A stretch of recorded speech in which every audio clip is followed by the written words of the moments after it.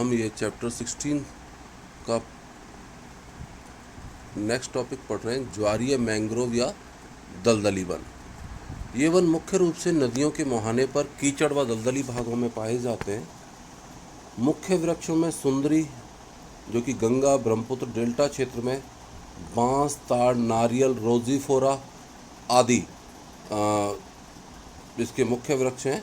वनों से प्राप्त होने वाले मुख्य उपजे जो हैं लकड़ियाँ, शहद, गोंद, प्राकृतिक रेशम, औषधियाँ, रबड़, गोंद, कत्था, लाख व तेंदुपत्ते से बीड़ी बनाई जाती है। वनों के राष्ट्रीय लाभ। भारत में राष्ट्रीय आय का 2% वनों से प्राप्त होता है। वन आधारित उद्योगों के लिए वन कच्चा माल प्रदान करते हैं, जो लाखों व्यक्तियों को रोजगार प्रदान करते हैं। वन आदिवासियों के निवास स्थल तथा उनकी आजीविका के मुख्य साधन हैं। वनों से इमारती लकड़ी, साल, शीशम, देवदार, बबूल, रोहिड़ा प्राप्त होता है, जिनका उपयोग फर्नीचर, कृषि उपकरण, रेल के डिब्बे बनाना आदि में किया जाता है। वन वन्य जीवन के भोजन प्रदाता व आश्रयदाता है, यानी वन जंगलों में जो जीव रहते हैं उनके लिए भोजन मिलता है। वनों से अनेक प्रकार की जड़ी बूटियाँ, औषधियाँ आदि प्राप्त होती है। वन संरक्षण। देश की बढ़ती जनसंख्या, नगरीकरण, औद्योगिकरण के कारण वन क्षेत्र निरंतर कम होते जा रहे हैं, इसलिए वनों का संरक्षण आवश्यक है। अशोक का वृक्ष भारत का राष्ट्रीय वृक्ष है। वनों के महत्व को अग्नि पुराण में इस कथन से समझाया गया है कि एक वृक्ष 10 पुत्रों के बराबर होता है। बिहार के भागलपुर जिले में धरहरा गांव बेटी और पेड़ संरक्षण के लिए प्रसिद्ध है। राजस्थान के जोधपुर में खेजड़ली नामक स्थान पर अमृता देवी ने पेड़ों की रक्षा के लिए अपने प्राणों की आहुति दी थी। मत्स्य संसाधन। भारतीय अर्थव्यवस्था में मछली पालन एक महत्वपूर्ण व्यवसाय है, जिसमें रोजगार की अपार संभावनाएं हैं। भारत में 1800 प्रजाति की मछलियां पाई जाती हैं।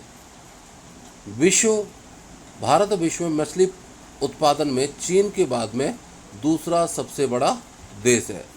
भारत में मत्स्य संसाधन उत्पादन योग संभावित क्षेत्र 25% भाग पर ही मछलियाँ पकड़ी जाती है, जबकि हमारे पास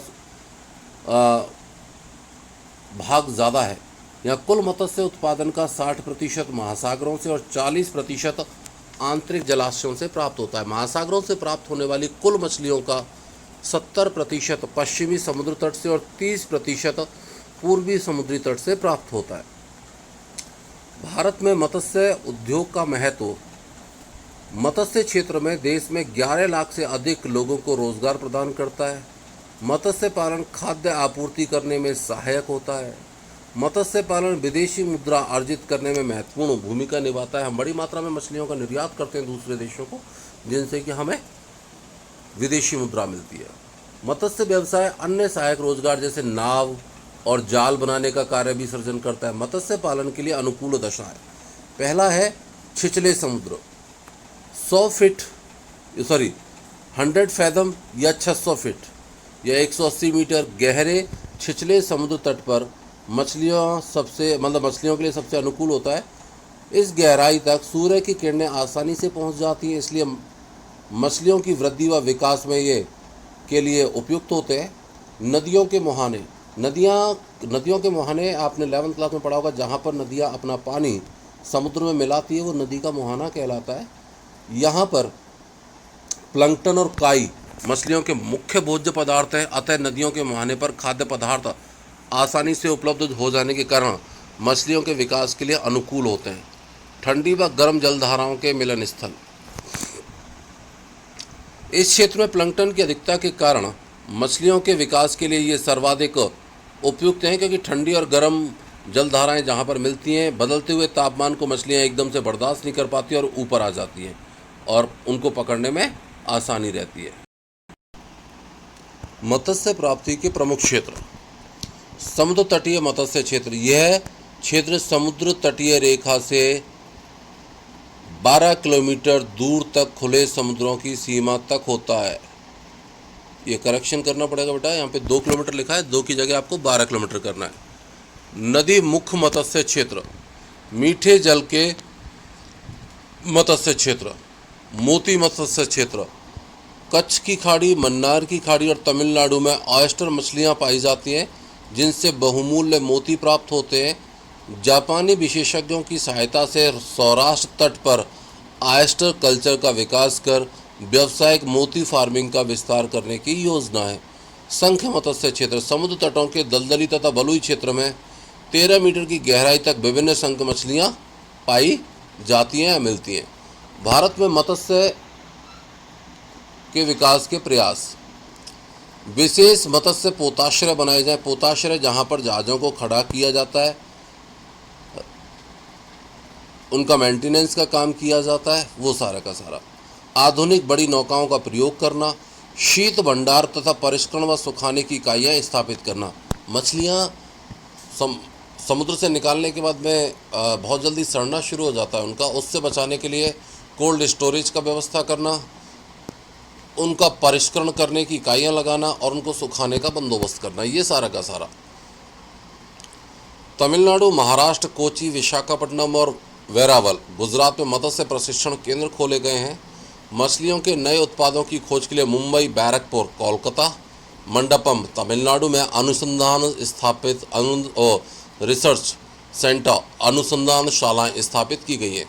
मछली पालन को बढ़ावा देने के लिए सरकारी समितियों की स्थापना की गई है। भारत में मछली पकड़ने के प्रमुख बंदरगाह मैंगलोर कर्नाटक, कोच्चि केरल, चेन्नई तमिलनाडु, विशाखापट्टनम आंध्र प्रदेश और कोलकाता पश्चिम बंगाल, इन क्षेत्रों में हैं मछलियां पकड़ी जाती हैं बंदरगाहों में। मत्स्य उत्पादन और व्यापार, भारत मत्स्य उत्पादन में चीन के बाद दूसरे स्थान पर है। सर्वाधिक सामुद्रिक मछलियां क्रमशः आंध्र प्रदेश, पश्चिम बंगाल, गुजरात, केरल और तमिलनाडु में पकड़ी जाती है। नेक्स्ट टॉपिक है हमारा जल संसाधन। तो जल ही जीवन है, अगर जल नहीं है तो जीवन की कल्पना भी नहीं की जा सकती। पृथ्वी का लगभग 71% जल सतही जल से आच्छादित है, जो कि अधिकतर महासागरों और अन्य बड़े जल निकायों का हिस्सा है।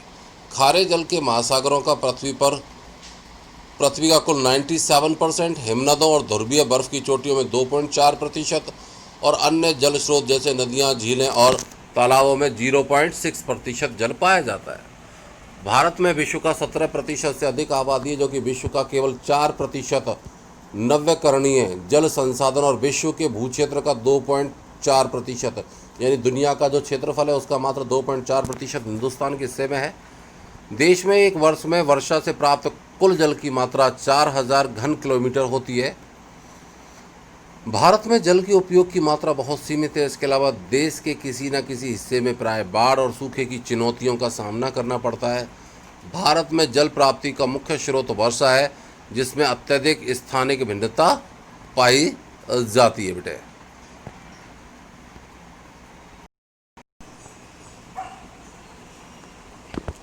वर्षा मुख्य रूप से मानसून पर केंद्रित है। भारत में वर्षा का लगभग 80% मानसून काल के 4 महीनों जून से सितंबर तक में प्राप्त होता है। उत्तर पूर्वी मानसून द्वारा केवल तमिलनाडु और आंध्र प्रदेश में ही वर्षा होती है। भारत में जल प्राप्ति के 2 मुख्य स्रोत हैं, धरातलीय जल और भूमिगत जल। धरातलीय जल में जो वर्षण के द्वारा नदियों, झीलों और नालों से प्राप्त होता है, धरातलीय जल कहलाता है। वर्षा, भारत में प्रतिवर्ष औसतन 118 सेंटीमीटर वर्षा होती है। वर्षण से प्राप्त भारत का 4000 घन किलोमीटर जल प्राप्त होता है। धरातलीय जल संसाधन का लगभग 46% नदियों, गंगा और ब्रह्मपुत्र बेसिनों में पाया जाता है। भारतीय नदियों में कुल जल का 60% हिमालय नदियों में तथा 16% मध्य भारत की नदियों, नर्मदा, ताप्ती और महानदी का, और शेष 24% भाग दक्षिण भारत की नदियां गोदावरी, कृष्णा, कावेरी में प्रवाहित होता है। गंगा भारत की सबसे लंबी नदी है, जिसकी लंबाई 2525 किलोमीटर है। कावेरी को दक्षिण भारत की गंगा भी कहते हैं। धरातलीय जल का उपयोग, धरातलीय जल का सर्वाधिक उपयोग 89% खेती के कार्यों में, 9% घरेलू कार्यों में, 2% औद्योगिक कार्यों में होता है, जो नदियां, झीलों, तालाबों और नहरों से प्राप्त किया जाता है। भूमिगत जल संसाधन की अगर अपन बात करें तो भारत में वर्षा से प्राप्त कुल 4000 घन किलोमीटर जल में से केवल 790 घन किलोमीटर जल का ही भूमिगत जल के रूप में उपयोग होता है। इसमें 430 घन किलोमीटर जल ही कृषि कार्यों के लिए उपयोगी है। शेष 360 घन किलोमीटर जल धरातल के नीचे चट्टानों में एकत्रित हो जाता है, जिसे कुएं व नलकूप खोदकर प्राप्त किया जाता है। पंजाब, हरियाणा, उत्तर प्रदेश, बिहार में भूमिगत जल रंध्र युक्त चट्टानों में होने के कारण इसे कुओं व नलकूपों की संख्या यहाँ पर अधिक पाई जाती है। भूमिगत जल का सर्वाधिक उपयोग 92% कृषि कार्यों में, 3% घरेलू कार्यों में और 5% औद्योगिक कार्यों में होता है। सिंचाई एवं सिंचाई के साधन। कृत्रिम रूप से फसलों में जलापूर्ति करना सिंचाई कहलाता है। फिर बोल रहा हूँ, कृत्रिम रूप से फसलों में जलापूर्ति करना सिंचाई कहलाता है। भारत में वर्षा के स्थानिक सामयिक पर्यावृत्ता के कारण सिंचाई की आवश्यकता होती है। देश के अधिकांश भाग वर्षा विहीन और सूखाग्रस्त हैं। उत्तर पश्चिमी भारत और दक्कन का पठार इसके अंतर्गत आते हैं, इसलिए शुष्क ऋतु में बिना सिंचाई के खेती करना कठिन होता है। सिंचाई की व्यवस्था बहुफसलीकरण को संभव बनाती है। देखिए, भारत में मानसून से वर्षा होती है, वर्षा के टाइम पे एक ही फसल ली जाती है, लेकिन सिंचाई की सुविधा की वजह से अपन एक खेत में एक से ज़्यादा फसलें ले पाते हैं। ये बहुफसलीकरण कहलाता है। संभावित जल समस्या।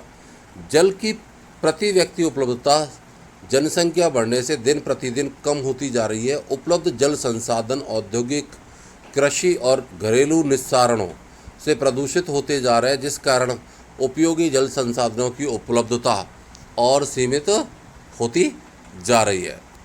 जलों के गुणों का ह्रास, यानी पानी में जो उपयोगी तत्व पाए जाते हैं उनमें लगातार कमी होना जल के गुणों का ह्रास कहलाता है। जल गुणवत्ता से तात्पर्य जल की शुद्धता अथवा अनावश्यक बाहरी पदार्थों से रहित जल से है। जल बाह्य पदार्थ जैसे सूक्ष्म जीवों, रासायनिक पदार्थ, औद्योगिक और अन्य अपशिष्ट पदार्थों से प्रदूषित होता है। कभी कभी प्रदूषक नीचे तक पहुंच जाते हैं और भौम जल को यानी भूमिगत जल को प्रदूषित करते हैं।